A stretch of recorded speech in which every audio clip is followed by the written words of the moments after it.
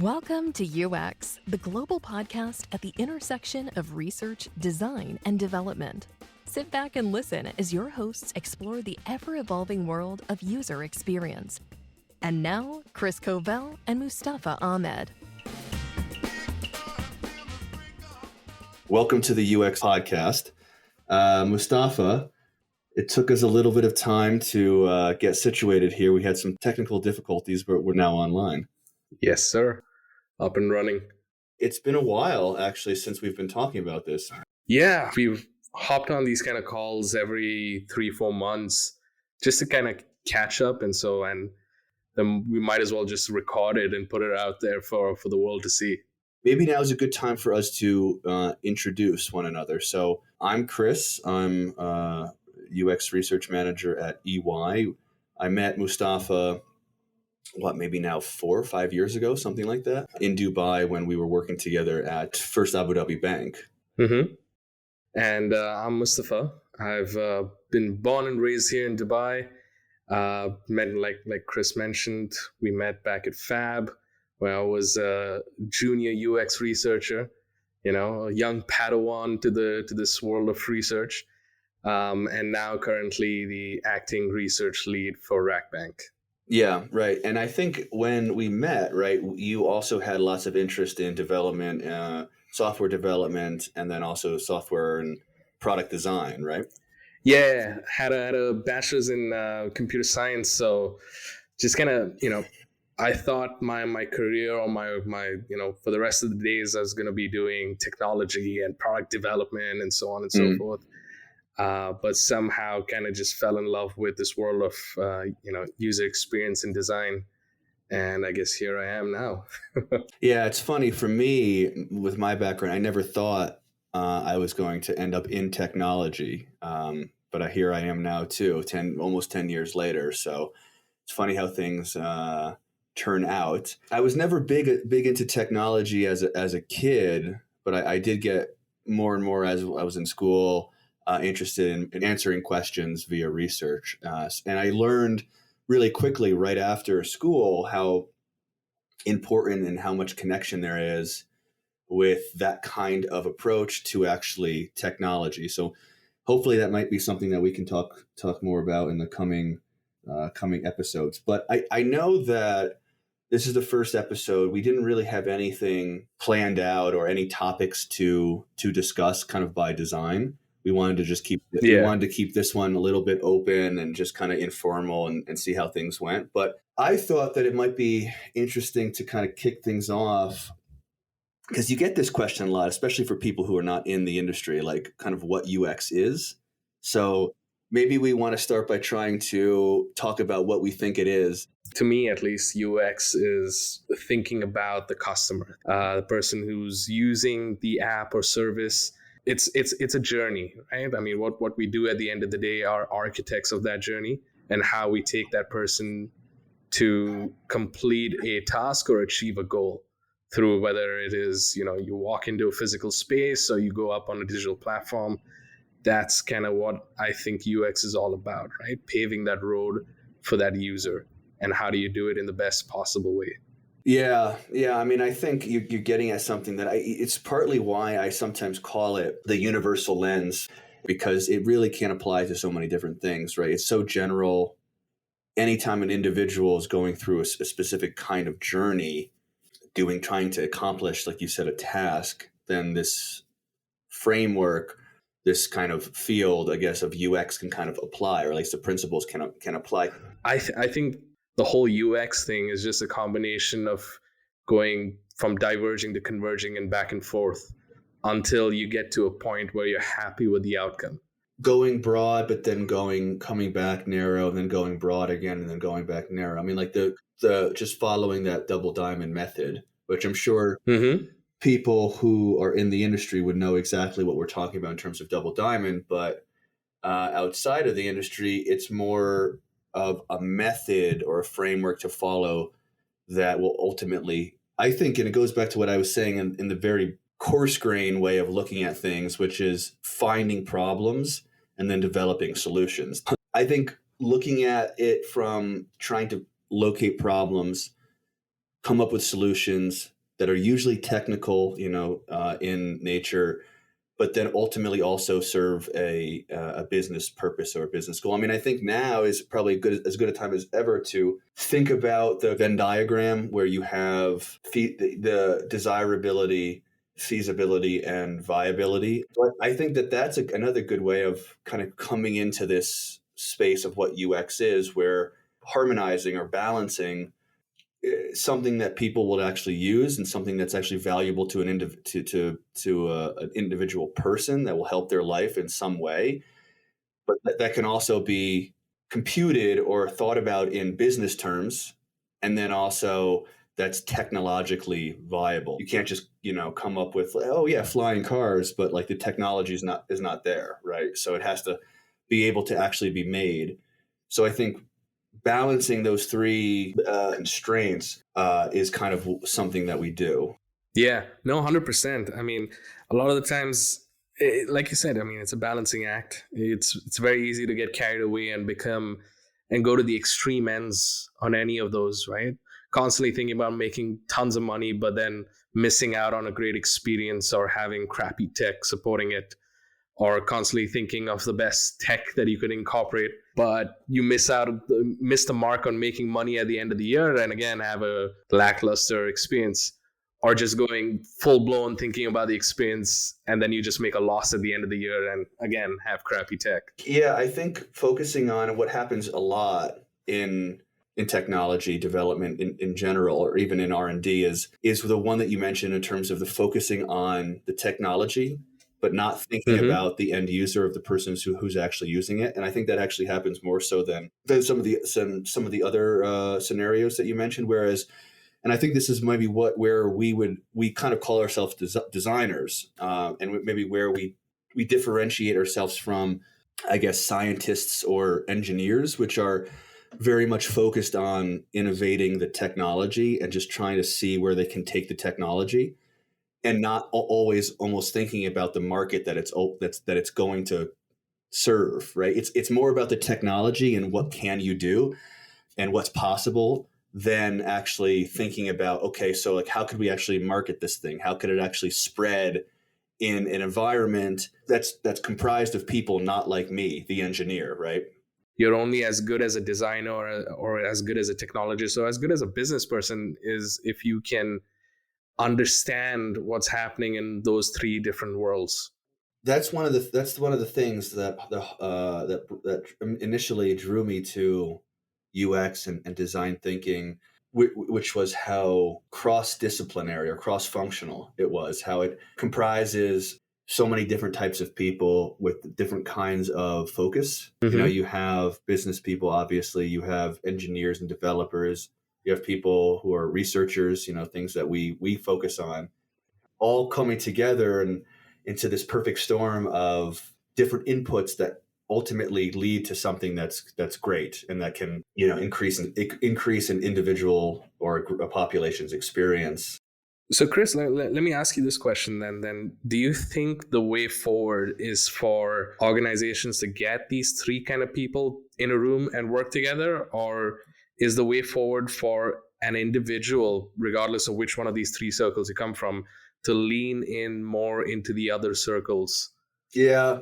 I mean, I read an article recently I'm on a research Slack channel, and a researcher published a article. I think it was on Medium. I forget the actual platform, but they talked about someone who focuses building out their career in a T-shaped manner. And I think that I agree with that, because this gets into the question around generalist or specialist. I think the T-shaped is a good metaphor, where it's like you need to at least know a little bit about, because this industry is multidisciplinary, as we were just saying, right? So it includes engineering and development, business, research, design, content, a bunch of other things. And I think to be successful, or to be a professional in this industry, I think you need to know a little bit about all those things. At least to some degree. You need to have the language down. You need to know what they're up to. You need to know their specialty. But I don't think that you can specialize in all of them, because each of them kind of require their own specialization and their own ways of working and their own methods and Mm-hmm. principles. But I think you need to specialize the way I look at it. And I think the way that to mature the field a little bit is to specialize in one. So, for example, I think you and I would maybe say we would specialize in research and kind of go down deep with research and know all those tools and techniques and technologies that support the function of research, but be able to talk to the other functions, for example, design or business or development. That's interesting. Okay.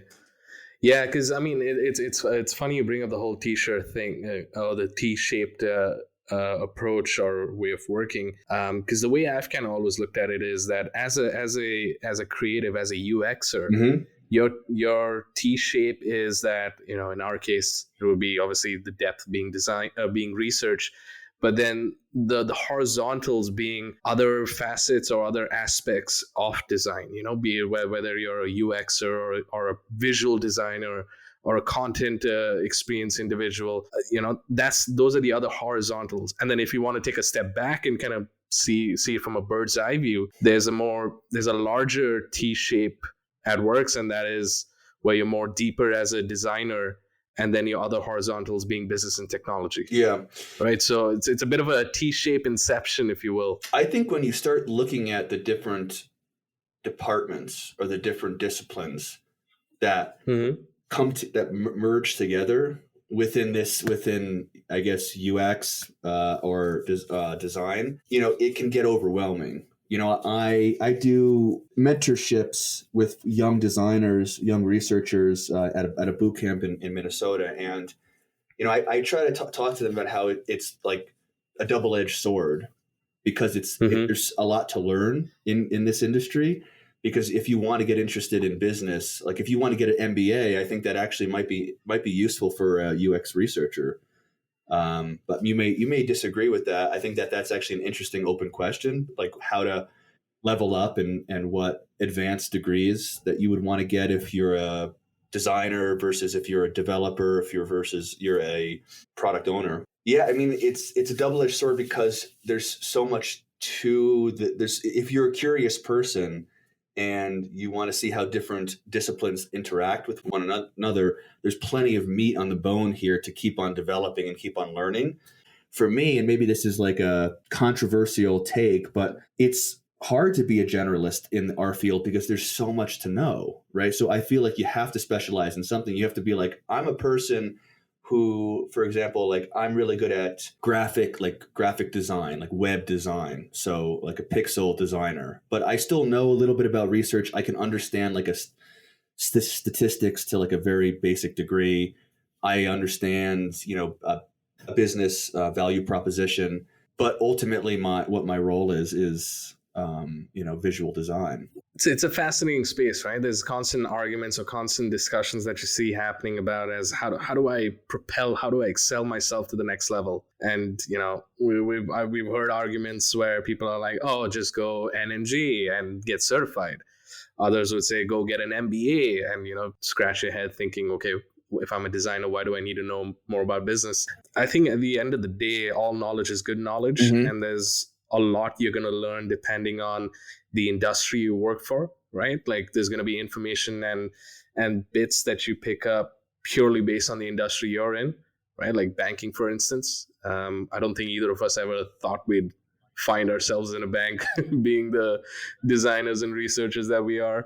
A lot of the industries that I've worked for, I never thought that I would be in that industry. For example, like insurance. But it goes to how, like I was saying before, kind of the universal nature of what we do. You really can take someone with our skill sets, I think, and put them in any kind of business situation, and then the principles apply.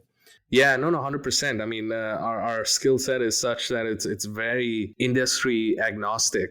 But at the same time, it's good to have that industry knowledge because it just takes you one step further, right? You're able to connect the dots a lot better. There's a lot to it. And I think it's oftentimes I've seen designers struggle and fail when they just go super deep into design and not consider the business side of things at all. picking up the business side of things, or at least the basics to it, in my humble opinion, is a lot easier to do, and it's really easily done when you just stick your head out of the ground and take a look around. Because how much I've realized in my time working in different industries, but doing design research, how much it impacts, how much we interact with the business.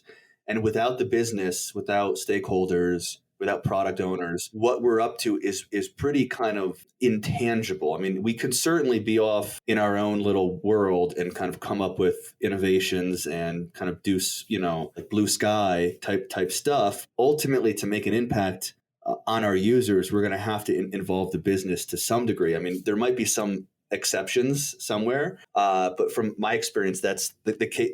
You're always trying to, in a sense, sell or evangelize what you're up to with business people. So just by the nature of the work, you learn a lot about business language, business lingo, business thinking, how they define success, how they measure.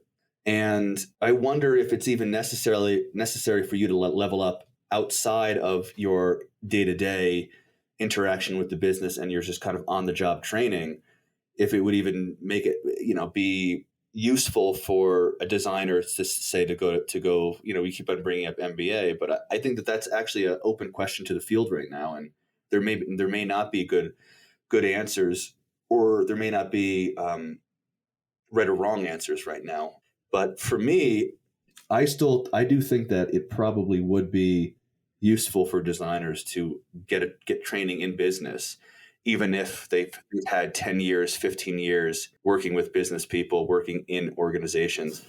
Yeah, no, I mean, so my personal stance on the whole MBA thing is leaning towards the fact that you don't need one. And I guess where my stance comes from is that, as you know, I spent 4 years working in the startup space. It trains you to have an entrepreneurial hustler mindset, and that forces you to go out and get answers that oftentimes you'd seek out business people to have those answers. So while I was playing the role of more of a creative / technologist in that startup space, it was critical for me to really understand how business works, how you make money, how you deal with those kind of operational issues and all those different things that when I finally walked away from all of that and stepped away and jumped back into the corporate world, it made me realize that, hey, you know what? I've done most of these things that they're teaching in MBAs these days. Right. Well, yeah, that's the thing. It's like when you're in a startup, you're all wearing the, different hats all the time. So it kind of, you have to see every aspect of the process. Right. But yeah, I mean, I think at the end of the day, when you really stop and think about UX and the kinds of work and the kinds of deliverables that we come up with, they ultimately satisfy business goals. I mean, I think without the business, there really would be no user experience. Yeah, so I've got a few mixed feelings on that, simply because oftentimes you see designers run off and try to achieve a blue sky approach, and then we're often told to dial it back because whatever we come up with, and purely depending on the maturity of the organization, may get implemented in the next year or two, right? So it's not today's focus, or may never get implemented at all because, well, it's going to take massive investment and fortune to work out those infrastructure issues and work out, a new business model to accommodate this new blue sky journey that we've probably worked on. That's kind of where I often see blue sky being both, I think like you mentioned earlier, double-edged sword, right? That it's good for setting out the vision and setting out the direction of where we should be based on what customers want. But at the same time, if not managed properly, or if not managed from the lens of a technologist and a business person, you'd often end up running off in a different tangent and producing something that'll never see the light of day. Yeah, I mean, it gets back to the division between business and design. Having people in business know about design and know what we're up to, how we operate, how we think, and then also having designers understand what businesses want or what business people want and business people need, and how they define success. And if we can come together and converge, I find that that's part of some of the major issues in the field right now is there can be this division between the business and what we do. And they don't understand us. We don't understand them. But we have to share a space. And there are UX teams being built and growing all around this country, all around the world, all different types of industries. I think, it becomes maybe a little easier to make this divide when businesses go out to design firms, let's say, kind of separate from the organization and kind of work with them back and forth as vendors. That might actually be almost an easier way of working because the business kind of does, to some degree, set the goals and set the objectives. But when you have design and business working side by side, you have to kind of have this, both have to kind of influence one another. It's actually something that I'm working on right now with an internal project. Whereas we as designers, we have a group of researchers, project managers, designers, and data scientists assigned to a space. But, and we have our own intuitions and we have our own things that we would want to focus on. But at the end of the day, when we're looking at the business and we're looking to try to enact change, which is really, I think, the end goal, try to take a current state and bring it into a future state and make that future state better, make that experience better by bringing a future state into being. That current state is occupied by product owners and business people. And we need to be able to work with them and we need to be able to influence them, and to go back to my point about business people hiring, designers to come in and do a specific task and then have them, end the engagement. It's a different vibe. It's a different relationship versus kind of having designers in the business to work alongside the business stakeholders and the product people. So yeah, I think it's not something that's fully fleshed out, and it's something that I would hope that we continue to talk about and try to think more about, because I think it's really important. And I think that there are times when it can become stressful and frustrating on both sides, the business side and the design side, of how we work together and how we achieve results. I think what I often see as the root of many problems in this space is ownership. Who's owning that roadmap? Is that roadmap going to be driven by what's best for the customer, or is that roadmap going to be driven by what's best for the business? And sometimes it might be one or the other. And then, if it's what's best for the customer, then it has to go through a round of validation to see if we're going to make money on this or not. What would you say to somebody who said, well, what's best for the customer is what's best for the business? Having been on the product side of things, I can see now why I wouldn't agree to that entirely. There are often arguments to be made that, in most cases, what's best for the customer is what's best for business. But also what's best for the customer is free stuff. And that's not good for business. Right. So that's kind of, it's not the best example, but it's a very, it was an example that someone once used to explain this concept to me a long time ago. Oftentimes, I think you and I have both seen this, right? Where product roadmaps are not yet defined until you get to Q2, which is nuts, because you imagine that roadmap being finalized at the end of Q4 of last year. But that's not always the case. And there's more than just one reason to it.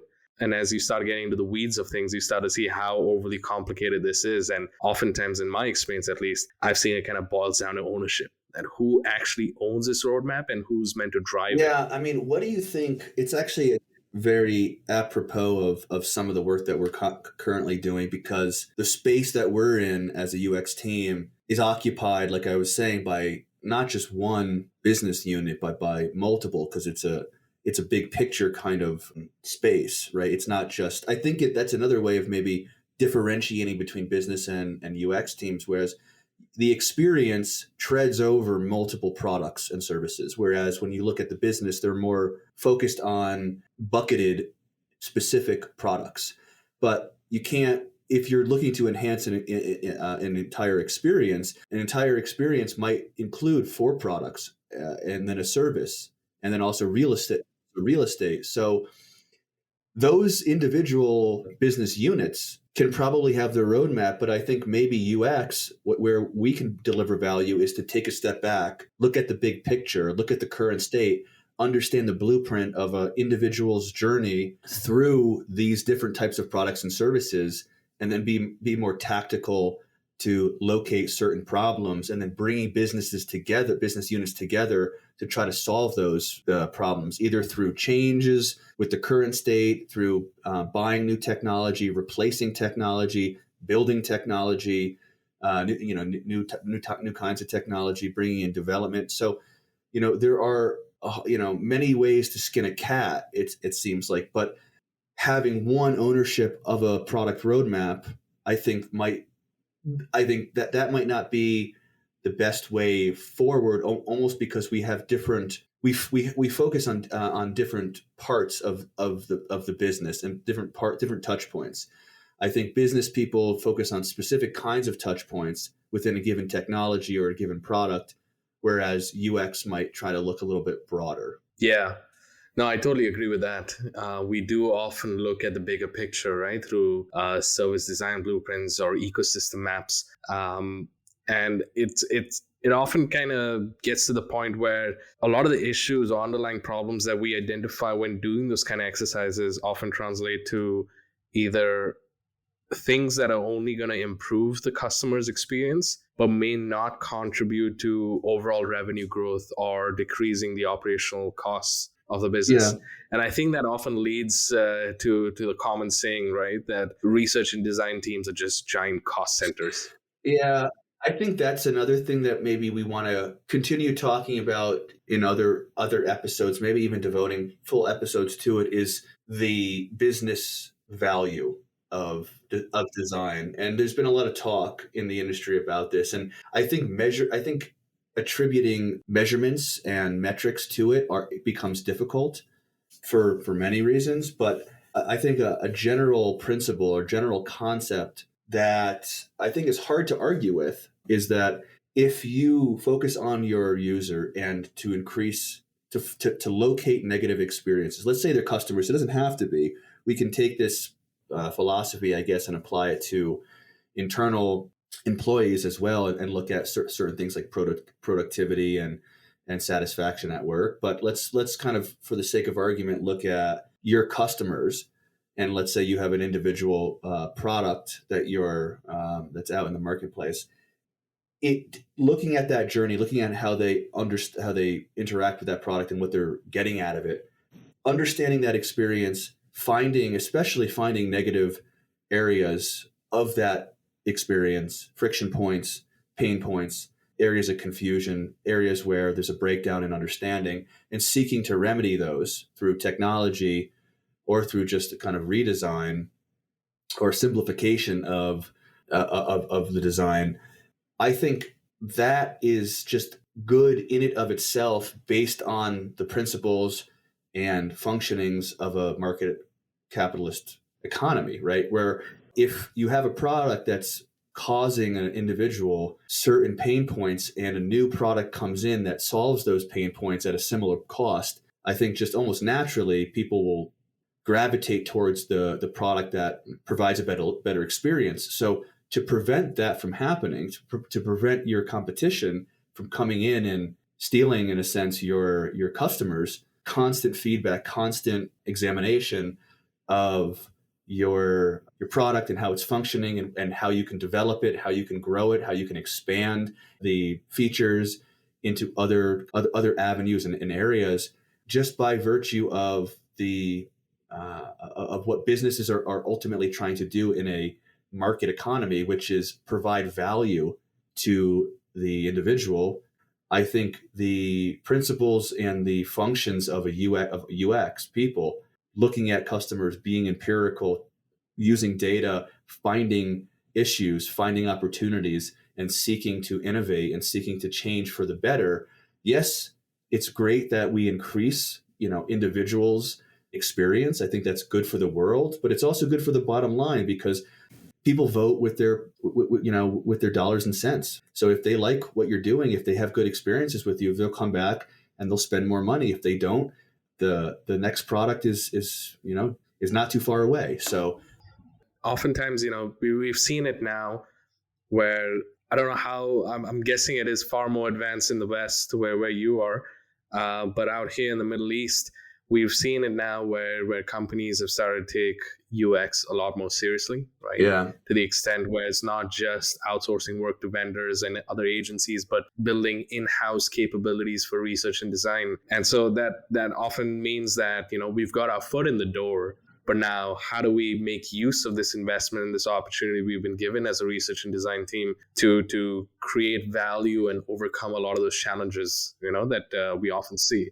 Because it's not a red carpet thing, right? It's like, okay, we've got you in, now make something happen. And I've heard it when I've described it to some of my some of the friends that I've had are a little bit older who haven't really heard of design or UX.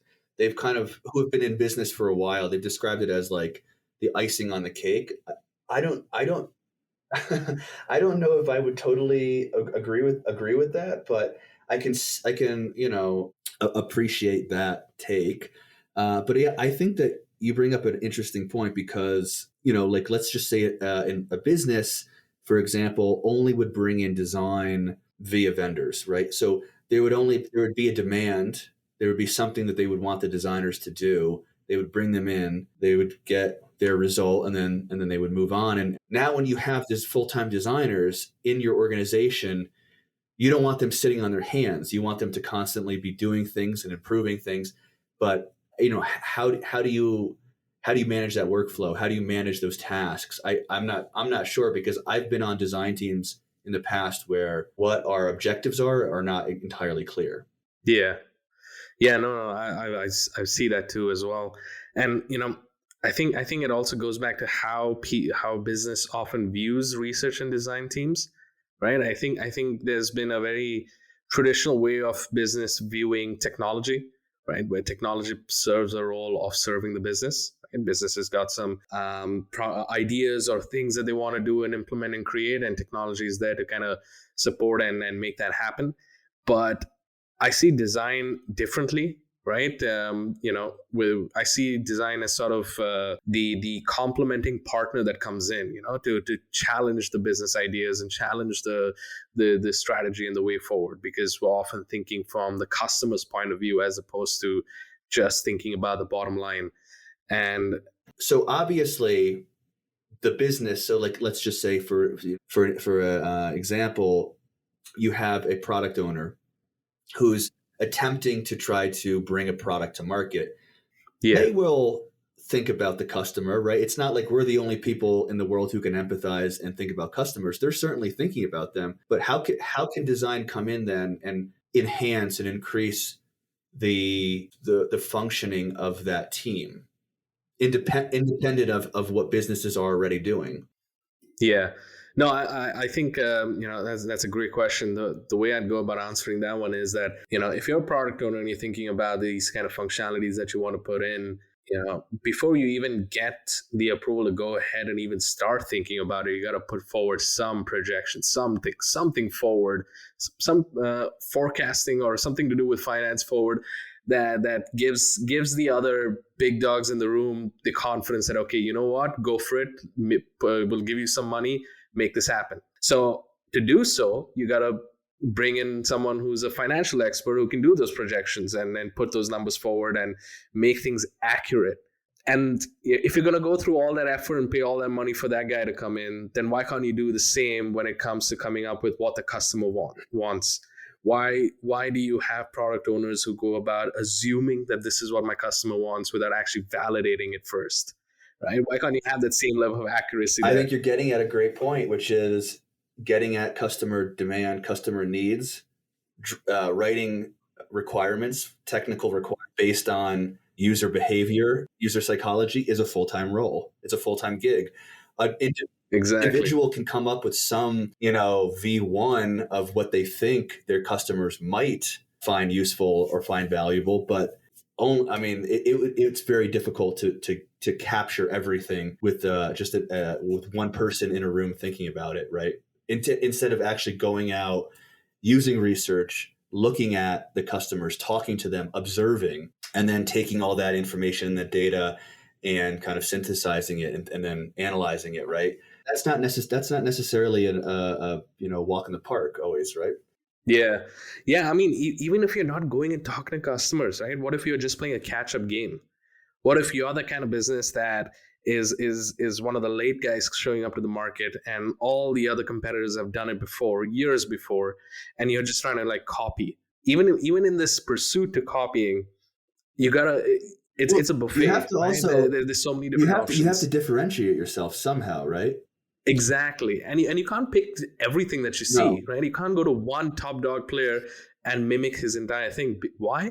Because there's probably some faults or some issues or something or the other going wrong. Well, it's also you have to compete. And how do you ultimately win attention of users? You give them what it is they want, and they don't always know how to articulate it, right? You kind of have to look at the space. It takes a lot of inputs to get a sense of maybe some new market that you can kind of create with a new product or service. Yeah. Right? Yeah, exactly. And a product owner's already got way too much to focus on, right? His own product, his own new thing that he's about to build. I think having that expectation for them to go out there and study the competition as well at the same time. Sure, maybe from a financial point of view, they probably can, because that's usually where their expertise lie. But from a design and experience point of view, it's a little unrealistic to have that ask and then to have product owners go out there and do that, right? Because you'd rather get someone who's been trained in that way of looking at the world to make those assessments. The same way you don't get an IT guy to come and do the financial stuff. Well, there's also an execution aspect to it, whereas you can have the best, most brilliant new idea that serves a business function, and that separates you from the competition, and that consumers will that there's a demand there, and you've captured it. But then taking that and developing it and making sure that the design and making sure that the development, the target, making sure that you hit targets, and making sure that as you're moving through the process, you haven't overlooked something. And that's where I think rapid iterative testing comes in, where you come up with prototypes, and then you test them, and you see, and you watch them evolve over time. You put them with the real end users. You see what works, what doesn't work. You categorize and collect what doesn't work. You get rid of it. You come up with new designs. You try it again. You see if you move the needle. Even if you have that big, beautiful idea, actually making sure that it becomes concrete is another process in it of itself. Yeah, and everybody's kind of focused on how can I be quick to market, right? Even if it means I'm just putting an iteration out, how can I quickly get another iteration out at the same time, or in the coming days as opposed to coming weeks? And I think that would lead to a whole different conversation, which we might want to maybe dedicate a separate episode for that, and that'll be around about design and research ops. Right? How do you get, like, we've all heard of, if you've been in the software industry, you've probably heard of DevOps, right? How do you get development to move at a rapid pace where you're able to work on things, develop them, test them, and get them out the door ASAP? But how do you do the same for research and design, right? Something that is a little more in the creative space and not binary in the sense that does it work or does it not work, right? The way you'd look at code. So yeah, I think that we might want to leave that. Yeah, I mean, that's probably a good one to focus on for sure, because I think that there is a lot there. But one, just right off the bat, maybe we can just quickly chat. I want to get your take. Is I know a lot of design teams in particular are kind of using development, product management, principles and methods. For example, agile or sprinting, this kind of thing. Do you see development and their tools and techniques as being the industry standard when now research and development team or research and design teams are getting bigger and getting more work and having more input? Yeah, I do actually, to be honest, and I'll tell you why that is, right? Because I know that's my Because you answer. have a background in computer science, that's why. No. I wouldn't just say it just because of that. And I know that this, saying yes to that may raise a few eyebrows in the crowd, but the way I look at it is my framework of choice is design thinking, Hmm. right? You go through your design thinking process, which, if you think about it, it's iterative process, right? You're going back, and you're moving at quicker pace as opposed to It's just cross-functional too. it's cross-functional, yeah, and you're not going down a waterfall method, right? Where it's as in you're not empathizing and then you never come back to empathizing with the customer. It's always going back and forth. And when you think about agile way of development, it's also the same, right? It's not all about just constantly develop for 3 months and then test for a month and then go live. You break things up into agile development sprints, and if we've actually been extremely inspired by that, and whatever everything that design thinking preaches, and realized after really studying it that, hey, design thinking is just our version of agile. You mean designs? Yeah, so design thinking is a UXer, right? Your research and design teams that have been built to produce, great user experiences in a timely, efficient manner, right? Where we're able to do our entire due diligence of going through the, empathizing all the way up to prototyping and testing processes, and getting things out the door. I think it only makes sense because if you're going to be working with an agile development team, and let's be frank, this is what all the technology teams are now trying to fully move into, then it only makes sense that your research and design teams also kind of adopt a similar way of working, or at least adopt a way of working that fits well with the agile development cycle. We talked about harmonizing before, business technology and I guess and end user. I think harmonizing, attempting to harmonize the ways development, research, and design work is another open question, and another thing that I think we need as a field to come together with and develop new tools and new methods to support this kind of growing these growing arms of, let's say, the development process, which is research and design, to include those in the development process. There's been a lot of development process work that's already been done, and groundwork and frameworks and foundation, but I think that it is kind of centered and tailored to engineering.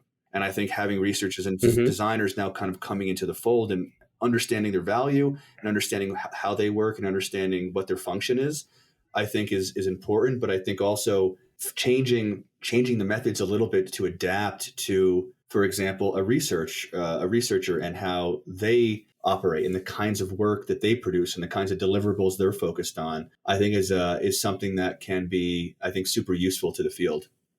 It's funny, we started off this podcast with it's three different worlds, right? Business, technology, and design.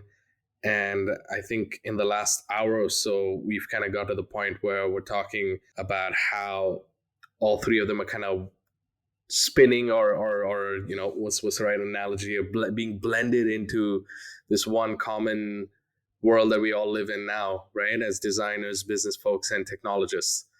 So it's interesting. It's fun times.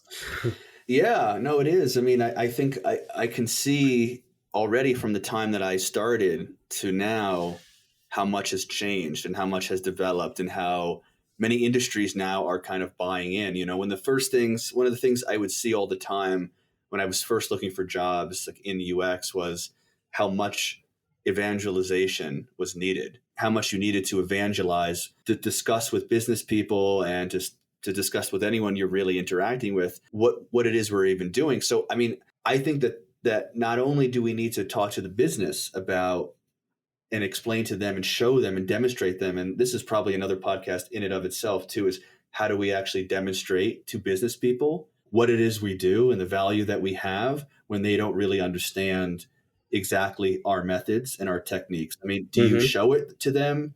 Do you give them the lecture and like the facts and the the theory, let's say? Or do you just go ahead and say, trust us and we have a process and you'll see eventually as we're moving through a process, the end result? I'm not sure I have a good answer for solving that problem. Yeah, I think I think if we start talking about that now, we're going to spend the next hour just talking about this art of storytelling that is another critical skill. It was something that I learned and that it changed my mind when we worked together at the bank, because I know there were individuals, we were working a little bit separate from the business. We were in the innovation lab, and we were attempting to one of our goals given to us by our manager, by the head of innovation, was to try to change the culture across the firm, right?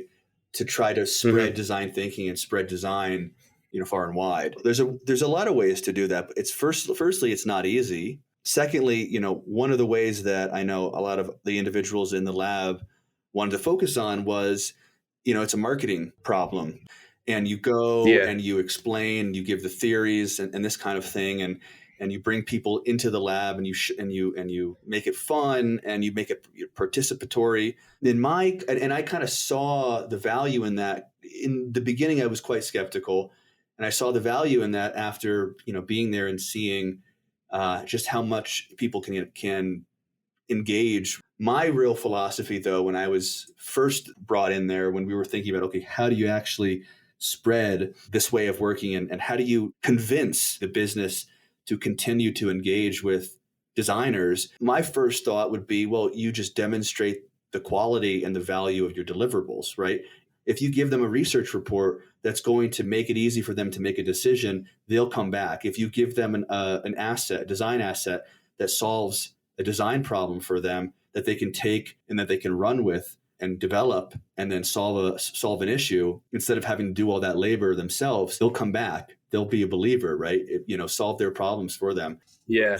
No, so I personally kind of look at it from a different lens. And I think where my thoughts come from is, having run a business before, where if you just produce the best possible app or website or whatever you're building, just assuming that people are going to use it is not enough, right? You have to give them a reason to use it. Just because it exists or they know that you can produce this kind of level of quality experience is not enough, right? It's you have to sort of explain to them why they need to use it.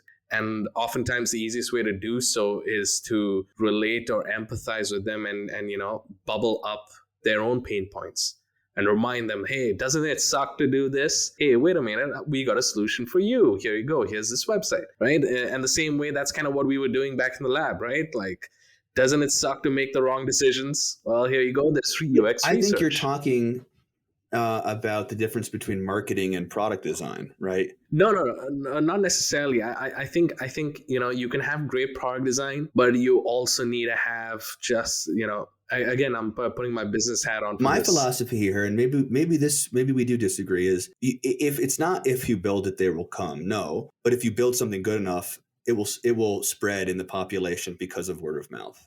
I do believe that. Maybe not every time. Maybe, there are exceptions for sure, but probabilistically, if you make something that's good enough, people will talk, I think. Yeah, no, I get what you mean. But I mean, if you look at today's day and age, right, and this the social media kind of world where people are rolling the dice and hoping to go, win the lotto by going viral. You only go viral if there's content to go viral. You wonder why things, for example, on TikTok, why do some videos get 1 million shares and some get 0? I would argue that there are good and bad reasons why.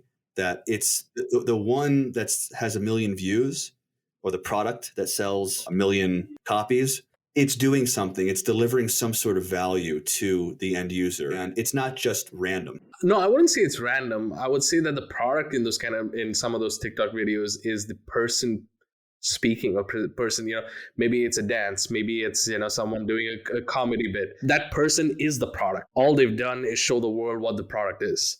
How did they do it? They made a TikTok video, right? So there is something about putting the product out there and showcasing it and giving people a reason to understand the value, as opposed to just putting the product out there and hoping that people will find it and come to it. People have to be told and shown that they have a need. They may not know that need exists yet. 100%. Right? Especially if something's very new. If you have this new way of working, let's say some new tool, some new SaaS tool, and you've done all your research and you found these like latent need, right? That people may not be able to articulate, but you've discovered and you've located and you've wanted and you've now delivered on it. How do you get that first step?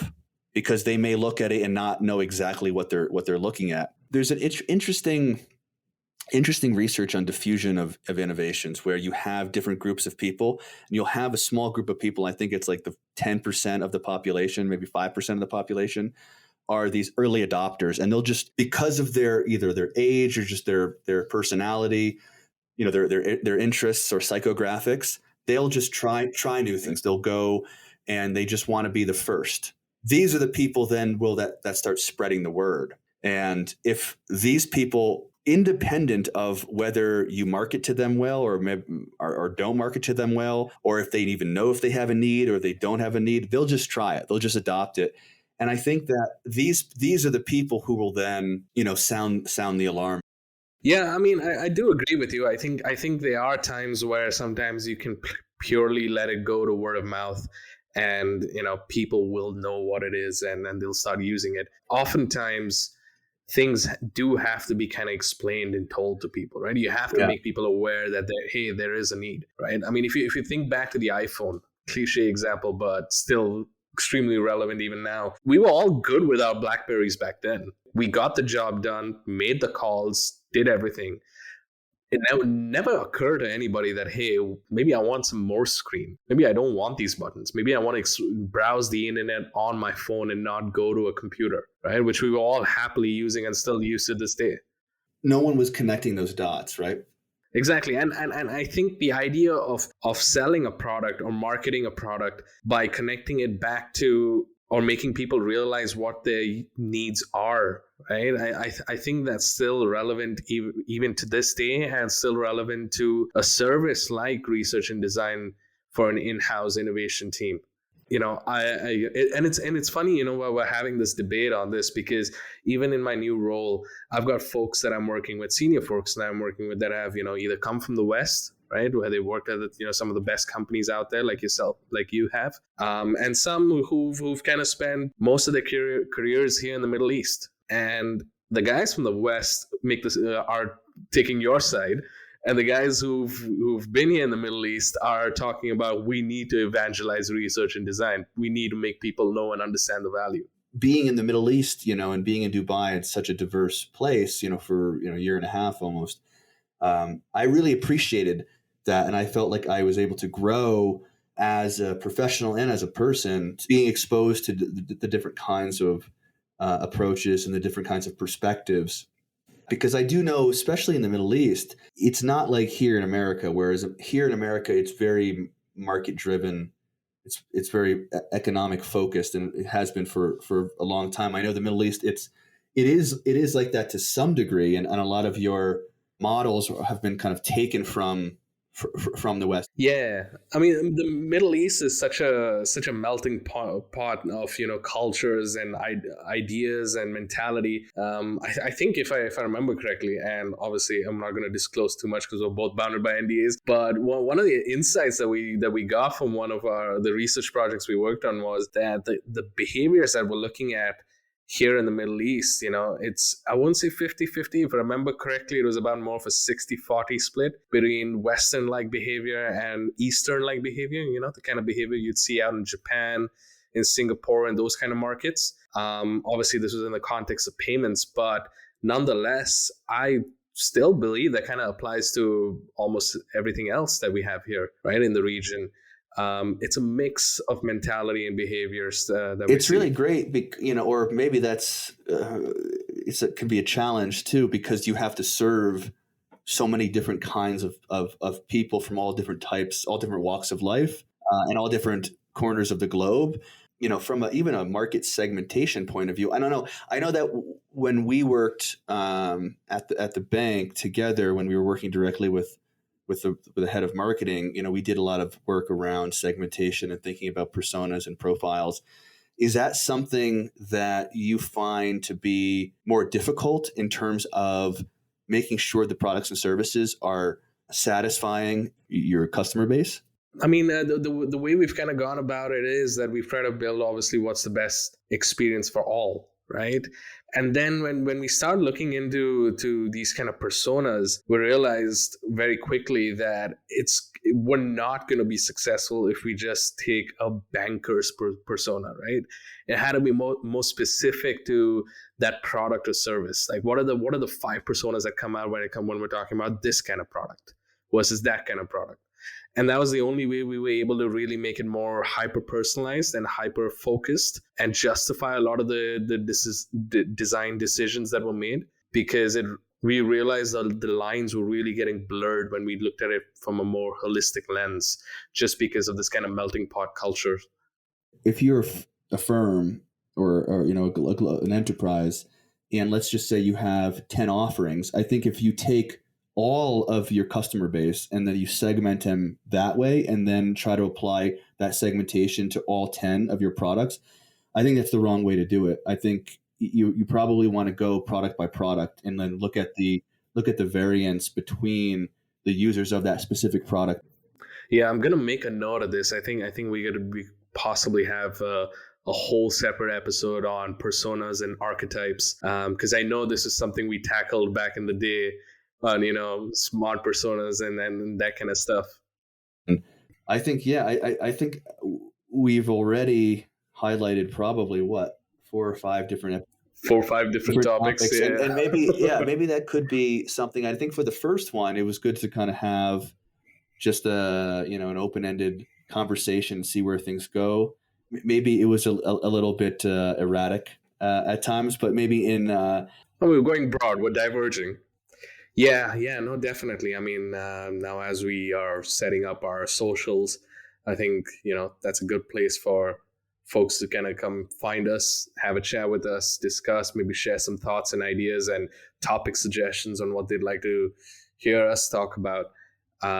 So, I think as we start to build out this podcast, I mean, episode 1, finally, I think it's going to be interesting to kind of see the kind of topics we get to go through in the coming weeks and months. Great discussion, great talking with you, and look forward to number 2.